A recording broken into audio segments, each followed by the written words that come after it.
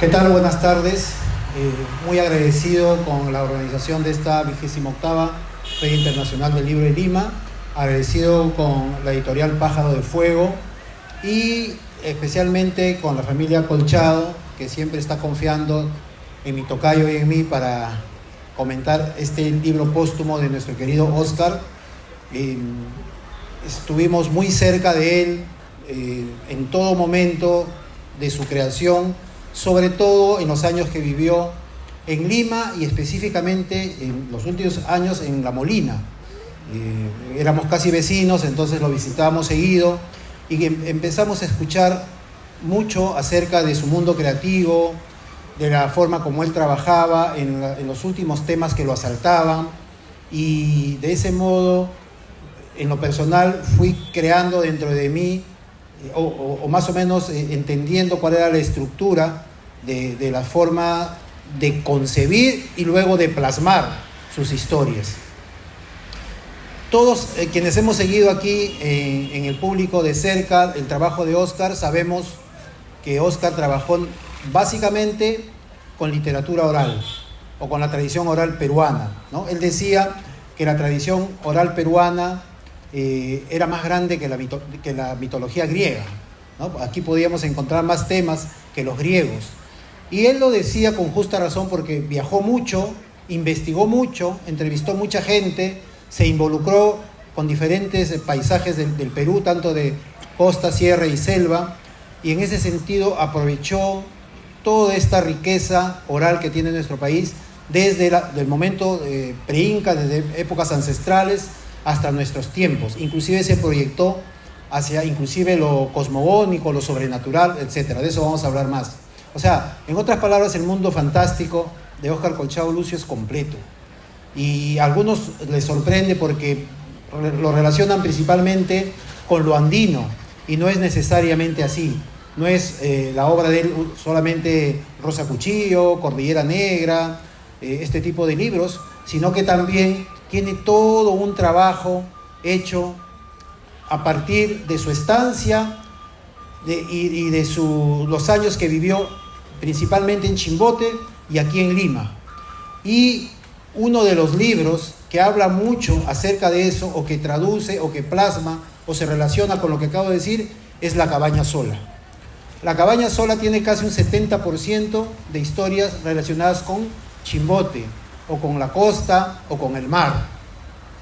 Es verdad que ustedes ven ahí en la portada una imagen amazónica, ¿no es cierto? Vemos que hay una choza en nuestra Amazonía en la noche, y es verdad porque el cuento que da nombre al libro es quizás uno de los más extensos y quizás uno de los más personales e intensos de Óscar, porque está relacionado con una experiencia que él tuvo efectivamente en el ánimo de curar un mal que él padeció en los últimos años, una experiencia que él tuvo, decía, en la selva, en la parte de Pucallpa, donde experimentó lo que ustedes van a leer ahí. No quiero spoilear, simplemente quiero dar un alcance acerca de los temas de este libro. Y junto con ese hay otro cuento más que son amazónicos. Y el resto, casi en su mayoría, son de raigambre costeña, marina. Hay algunos que tienen algunos espacios andinos, es verdad, pero principalmente yo creo que él quizás sentía que tenía una deuda con el mar y con la costa.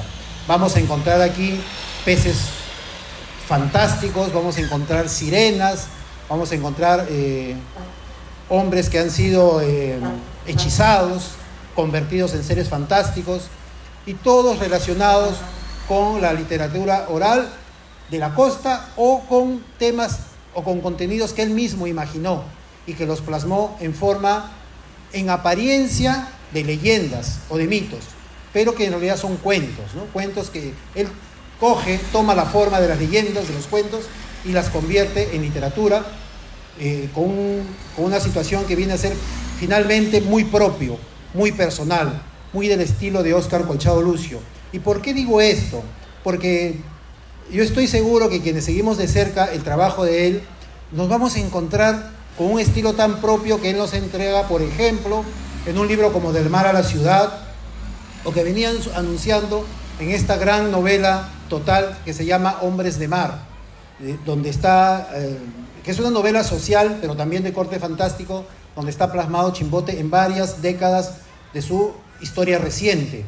Y en este caso, lo que él hace es ese elan, ese estilo, esa cultura tan propia que tenía él de interpretar lo costeño y lo marino, están puestos aquí en forma de cuentos.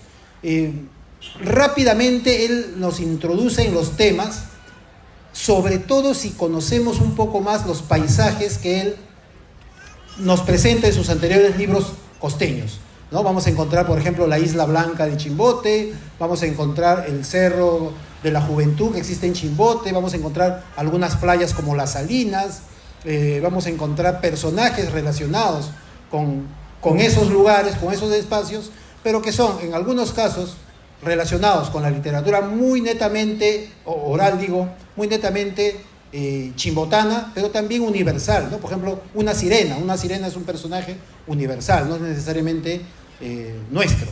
Y entonces eso es, a partir de este mundo, de este espacio tan propio, tan suyo, es que nos va a involucrar en estos cuentos. Pero no solamente eso, también él se dio tiempo de escarbar en lo sobrenatural, en lo que está más allá de la vida, en lo que nos espera después que despedimos esta dimensión en la que vivimos ahora. Él investigó mucho, escuchó muchos programas, leyó y también fantaseó a partir de eso, porque todo lo que él sentía que podía conocer lo convertía en literatura. Y aquí vamos a ver, por ejemplo, en más de un cuento, la presencia de la muerte como personaje, como protagonista, como tema, tanto dentro de lo que les ocurre a los personajes, porque persiguen la muerte, están apasionados o son seguidores de la muerte, por ejemplo, conociendo cementerios, visitando lugares que tienen que ver con la muerte, pero también personajes que son la muerte, que es la misma muerte protagonizando su propia historia, y todavía una historia de amor, ¿no? Entonces imagínense a la muerte enamorada. Cosas de ese tipo es lo que vamos a encontrar en estos escarceos, en estas búsquedas de Óscar. Óscar durante sus últimos años pensó, yo siento eso, esto es una opinión mía, seguramente mucho en la muerte. Pensó mucho en la muerte y a partir de ahí imaginó bastante, y a partir de ahí inclusive se trasladó hacia lo astral, hacia lo cósmico.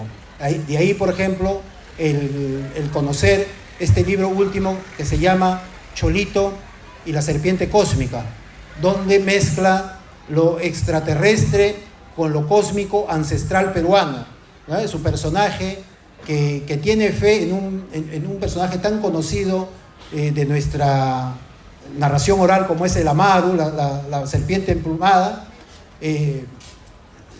Tiene relación con personajes extraterrestres, con los Anunnakis. Entonces imagínense eso.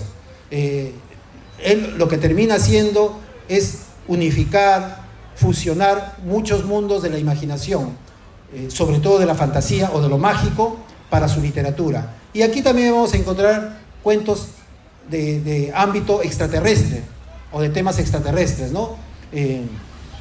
Entonces, yo creo que este libro de alguna manera es el sumum, es la totalidad de muchos aspectos de su imaginario personal. Ahora, ¿cómo desarrolla estos cuentos? Eso también es, yo he descubierto o he sentido que los trabaja un poco tratando de distanciarse de su literatura que nosotros conocemos mejor, en donde está muy bien puesta este trabajo que tuvo él con el lenguaje, que lo que llamamos español quechuizado o quechuañol. Aquí vamos a encontrar más bien un lenguaje más convencional, un lenguaje donde quizás todos podemos encontrarnos. No vamos a encontrar el sujeto andino hablando un mal español o con esas marcas del quechua que es su idioma original. No, aquí vamos a encontrar personajes hablando como muchos de nosotros, y sobre todo preocupándose de aspectos, como ya dije en un momento, sobrenaturales, tanto de la vida tanto de la muerte, pero también de sus propias creencias culturales, personales, ¿no? Vamos a encontrar, por ejemplo, brujos y hechiceros, entierros de tesoros, gente que ha venido de la muerte y está penando y se aparece ante los vivos. Entonces, si se dan cuenta, es completo lo que Óscar nos trae en La cabaña sola. Y por último, el cuento que da nombre al libro, que ya les adelanté que es una experiencia que tiene que ver con lo personal, también nos va a llevar a eso. Pero nos va a traer también la alegría de permitirnos conocer espacios amazónicos que están relacionados con una cosa que quizás Ricardo Vives nos va a expresar de manera más amplia, porque yo no conozco mucho la literatura oral amazónica, él la conoce mejor, pero que a mí me ha causado mucha sorpresa porque yo conocía de Óscar algunos aspectos que tenían que ver con la Amazonía, sobre todo en Cholito, en la maravillosa Amazonía, y por ahí uno que otro libro como Cholito y los lavaderos de oro. Pero ahora, en estos dos cuentos, nos pone personajes adultos, personajes cercanos con el pensamiento oral amazónico, pero visto ya como personas adultas, ¿no sé? Entonces, yo eso todavía no lo había visto, sino que lo había visto con personajes infantiles. En cambio, ahora ya es diferente. Quizás tenga otros libros amazónicos que tengan personajes adultos, quizás. No recuerdo en este momento, pero yo creo que con estos dos cuentos amazónicos que están en este libro, nos muestra un mundo mejor. Ahora, yo siempre me he preguntado, y seguramente esto ya nos lo puede decir Jessica o su familia, sus hijas, su esposa, si él tiene debe tener textos inéditos, si tiene trabajos relacionados también con lo amazónico, quizás, no sé, pero me hubiese gustado también conocer un poco más el trabajo que él tiene con esta literatura oral de esa parte del país que nos falta también conocer mucho más, sobre todo aquí en Lima, ¿no? Donde todo está centralizado y donde a veces nos movemos solamente alrededor de lo que pensamos, imaginamos y conocemos aquí, pero no nos proyectamos más allá.